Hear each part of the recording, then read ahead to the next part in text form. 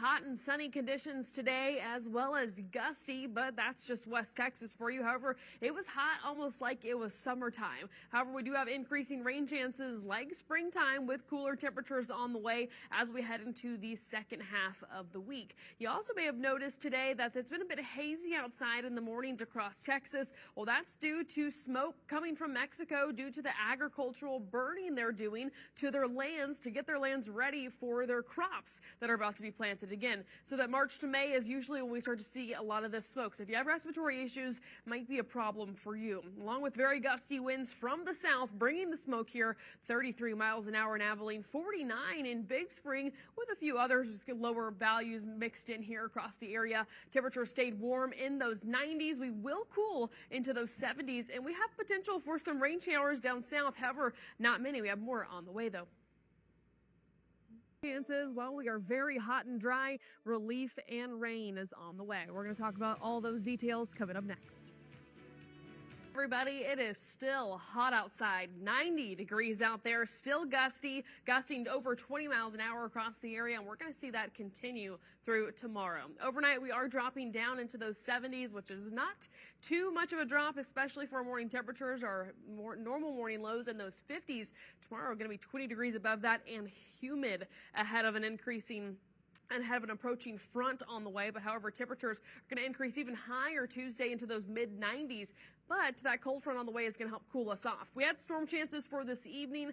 Marginal risk down south, meaning that we could see an isolated strong to severe storm possible. However, not a lot of that is happening. We're seeing some storms trying to develop off southeast of our counties here, a storm or two developing over the Metroplex, but a lot of them fading out pretty quickly, and that's because we're getting got by the cap. And I'll explain what that is here in just a second. We have a cold front coming through overnight tomorrow into Wednesday, cooling temperatures down significantly, well below normal of 80 degrees with increasing rain chances. This is going to be some of our better rain chances we've seen in the past week. Now, the cap is that warm air layer of air that's above us that prohibits storms from forming. So you can get the clouds that rise up, but once they hit that warm layer of air, they kind of just stop there. But what happens, similar to what happened in Saturday and near Fort Worth, is that one singular storm was able to break the cap. It was strong enough to break the cap and then last for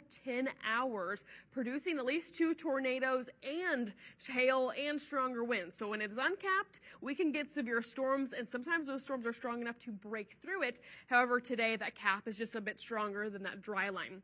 Our storms tonight are trying to form off the dry line out west. However, as it retreats this evening back towards the west, so it's forming in the east, retreats back towards the west, there could be a few storms trying to form down south. That would affect San Angelo, McCullough County, Concho, Brown County. However, we're still anticipating that cap to hold strong into the overnight hours with only minimal chance for storms. While models are showing it, they've shown it the past several days and not a lot has happened.